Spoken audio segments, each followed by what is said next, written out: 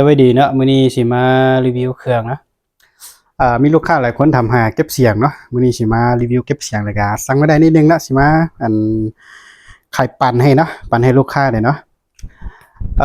มีลูกปืนลมเลยเนาะตัวนี้เป็นของโรงงานเวียดนะนี่เนาะตัวนี้กับ160,000เนาะมี280 270หา300นี่เนาะแจ้งนี่ลูกค้าฮู้เลยเนาะเอาหลายก็ลดให้เนาะเอาลดให้เอาไปไข่ต่อกับเอามีเนาะเอามีหลายเนาะเก็บเสียงเนาะเดี๋ยวเก็บเสียงนี่มันจะมี3รุ่นเนาะ3รุ่นเดี๋ยวชิมาอธิบายแต่ละรุ่นให้เบิ่งเนาะอันนี้เนาะรุ่นนี้จะเป็นดำล้วนเลยเนาะอันนี้เนาะโลโก้เนาะลูกค้ามักแบบนี้ก็แคปจอแล้วก็ส่งมาให้เล็กก็ได้เนาะแบบนี้เกี่ยวมันเนาะรุ่นนี้มันจะมี7 อันเนาะเกี่ยวเนาะ1แล้วก็2 3 4 5 6 7เนาะ7 อันเกี่ยวมันงามเนาะมันงาม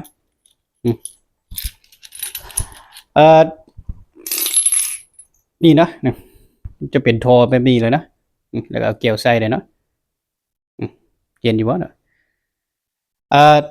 ตัวนี้เนาะเก็บเสียงรวมเก็บเสียงแล้วก็ทอ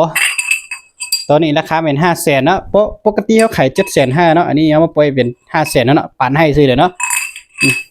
500,000เนาะลูกค้าคนใดไหวกับคนนั้นได้เนาะต่อไปเนาะเดี๋ยวที่2เนาะที่2นี่จะเป็นรุ่นเขียน FX นี่เนาะFX รุ่นนี้ทั้งในนี่มันจะมี2 อันเนาะรุ่นนี้นะลูกค้ามักแบบมี2 อันก็เอารุ่นนี้ก็ได้นี่รุ่นนี้มี2 อันเนาะจัดอยู่ในบวรมันติงเนาะมันติงเขาบ่ได้เคียงเลยเนาะเดี๋ยวนี้จะมี6 เดี่ยวเนาะ1 2 3 4 5 6เนาะทีนี้ก็ครบชุดตามนี้เนาะครบชุดตามนี้เลยตามนี้ลูกค้ามักแบบนี้กับเคสโจมาให้เลยราคาเป็น500,000เนาะ500,000เอาส่งแบบนี้ให้เลยเนาะเอาไปใส่ปืนแว่นก็ได้นะเอาไปใส่ปืนล้มก็ได้นะอันนี้เนาะใส่ได้หมดนะอันนี้เนาะเก็บเสียงเนาะต่อไปจะเป็นเก็บเสียงตัวสีเขียวนี่เนาะตัวสีเขียวนี่เป็นมะไม้นะนี่นะมะไม้สั่งหาก็มาหอดนี่นะจะได้มีซีนะมีซีเดี๋ยวว่ารุ่นนี้มันเบานะรุ่นนี้มันจะเบากว่า2 รุ่นทีแล้วนี่เนาะนี่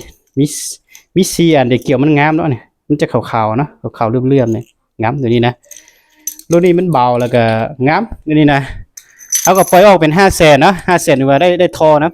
ได้ทอตัวนี้น้ำเลยเนาะแล้วได้แบบนี้เลยถ้าลูกค้ามาแบบนี้แค่จอส่งเป็นแบบนี้ส่งมาเนาะราคา500,000นะปานให้เลยเนาะ